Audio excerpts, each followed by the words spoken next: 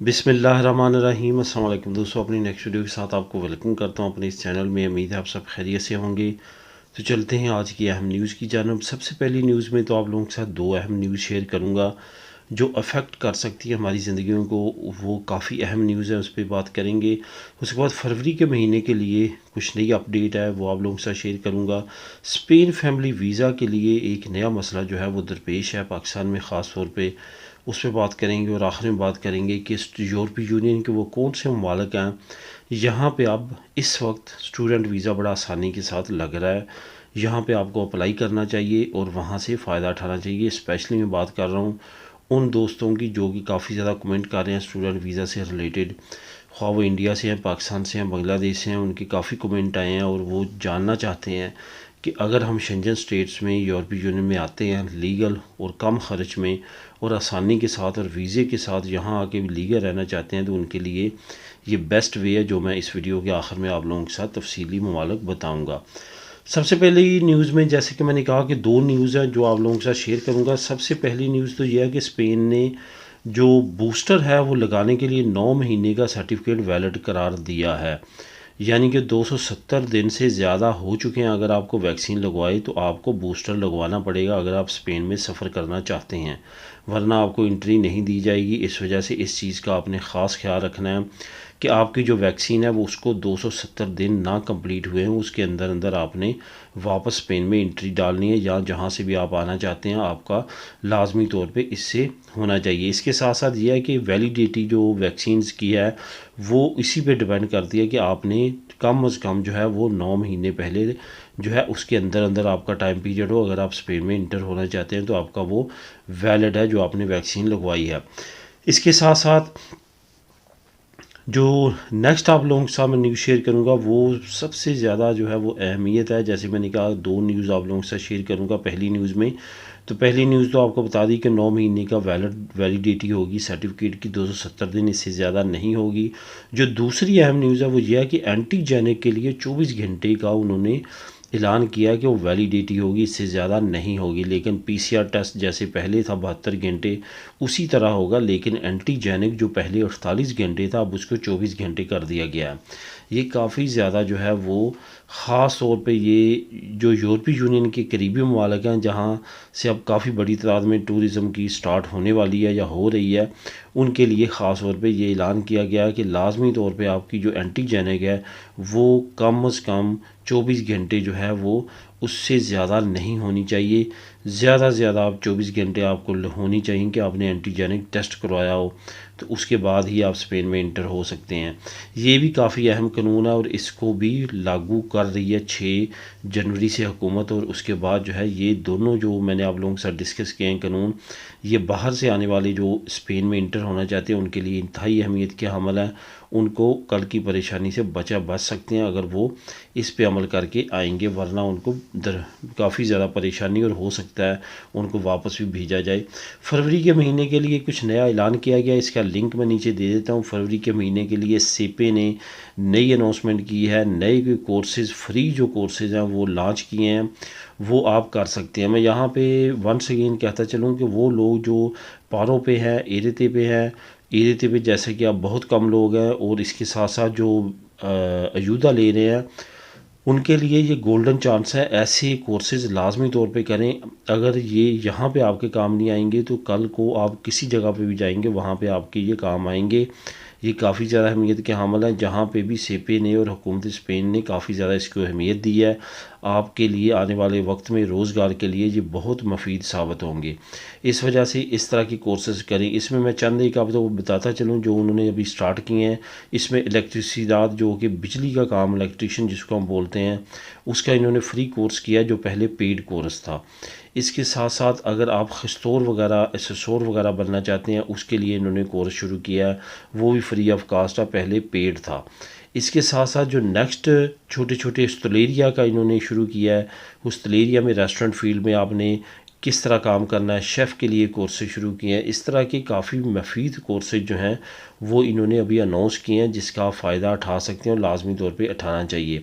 मैं इसका तफसीली लिंक नीचे दे देता हूँ सीपी की वेबसाइट का, वहाँ पे तमाम डिटेल मौजूद है। फरवरी के महीनों के लिए जो कोर्सेज़ हैं, क्या तरीक़ाकार, आप किस तरह अप्लाई कर सकते हैं, क्या एलिजिबिलिटी है, तमाम चीज़ें जो हैं वहाँ पे दर्ज हैं। आप उसको पढ़ सकते हैं और उस पर अमल करते हुए सीपी से कॉन्टैक्ट करके अपना कोर्स बुक करवा सकते हैं और आने वाली डेट्स में उसको कंटिन्यू कर सकते हैं। यहाँ पे जो नेक्स्ट मैं ख़बर दूंगा वो स्पेन फैमिली वीज़ा से रिलेटेड है, जो कि काफ़ी ज़्यादा शॉकिंग रही है मेरे लिए ख़ास तौर पे। आज से तकरीबन 4 से 5 साल पहले कुछ ऐसा काम शुरू हुआ था कि स्पेन एम्बेसी जो इंक्वायरी वाले लोगों को हायर करती थी, जो कि मुख्तलिफ लॉ फर्म्स के वकील होते हैं, वो आते थे तो उन्होंने आके डायरेक्टली पैसे मांगना शुरू कर दिए थे कि आपकी इंक्वायरी हम पास तब करेंगे जब आप हमें डायरेक्टली लफ्ज़ों में रिश्वत देंगे। तो उन्होंने क्या किया उस वक्त के कुछ लोगों ने उनकी वीडियोस बनाई, अपलोड की और तमाम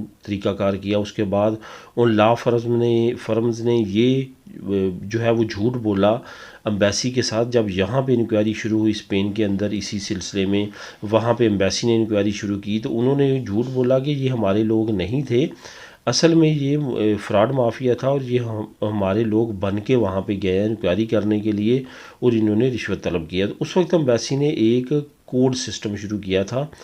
तो जो एक जब आपकी फ़ाइल वापस आती थी तो आपको 2 कोड मिलते थे। एक रख लेते थे वो कि जो इंक्वायरी वाला बंदा आएगा वो ये कोड लेके आएगा, और एक आपको दे देते थे कि जो इंक्वायरी वाला बंदा आएगा उससे वो आपसे कोड पूछेगा। ये दोनों कोड सेम होने चाहिए तो आप समझ जाएंगे ये हमारी तरफ से आपको इंक्वायरी करने वाला बंदा आया है। उसके बाद ये तमाम तरीक़ाकार रहा और स्टॉप हो चुका था और उनको मालूम था कि अगर हम हरामखोरी करेंगे तो ये हमारे लिए प्रॉब्लम बन सकती है। लेकिन अभी रिसेंटली कुछ दोस्तों की इंक्वायरी हुई है, उनसे डायरेक्टली दोबारा पैसे मांगे गए हैं और अच्छी खासी अमाउंट मांगी गई है कि अगर आप काम करवाना चाहते हैं तो हमें पैसे दें, फ़ी फैमिली मेम्बर जितने मेंबर आप लेके जाना चाहते हैं। तो इस सिलसिले में उन्होंने ये कुछ इस तरह का तरीक़ाकार किया है, जो कि काफ़ी ज़्यादा शॉकिंग है और आने वाले वक्त में ऐसे और केसेस भी आ सकते हैं। मैं यही मशवरा दूंगा जिन दोस्तों के साथ ये हो रहा है कि लाजमी तौर पे आप कॉन्टैक्ट करें, क्योंकि अगर आपके केस में ख़राबी वो कोई ना कोई कर देता है इंक्वायरी वाला, तो उसके बाद जो है वो काफ़ी ज़्यादा मसला रहता है, उसको ठीक करवाना इतना आसान नहीं होता। तो उससे पहले ही अगर आपकी कार्रवाई करना चाहते हैं तो वो करें, लेकिन रिश्वत देने की गलती ना करें। वो आपके लिए एक तो फाइनेंशियली लॉस, दूसरा आपके केस में प्रॉब्लम हो सकती है, तीसरा ये कि ये लोग आने वाले मज़ीद लोगों को, मजबूर लोगों को तंग करेंगे। इनको यहीं पे अगर स्टॉप करेंगे तो बेहतर रहेगा आपके लिए भी और तमाम कम्युनिटी के लिए भी। तो यहाँ पे ये काफ़ी लोगों के साथ जो सुना गया है कि वो आ रहा है केस, लेकिन मेरा डायरेक्ट भी ऐसा जानने वाला नहीं था जिसके साथ ये हुआ है। लेकिन मेरे दोस्त के आगे दोस्त हैं जिनके साथ ऐसा कुछ हुआ, उन्होंने डिमांड की है। तो इस वजह से इस ख़बर को, इस मालूमात में आप लोगों के साथ शेयर करना चाहता था कि इसका सद्देबाब करें। अगर ये बढ़ता रहा तो ये ना सिर्फ हमारे लिए बल्कि हमारे मुल्क की और हमारी जो कम्युनिटी है जो बेबस है, जो यहाँ पे जैसा तैसा करके अपनी नॉमिनल्स पूरी करती है, घर तलाश करती है, कितने लेंथी प्रोसेस से गुजर के फैमिली अप्लाई करती है और उसके बाद इस तरह के लोग आके उनसे पैसों की डिमांड करते हैं, तो ये एक काफ़ी ज़्यादा परेशान कुन बात है।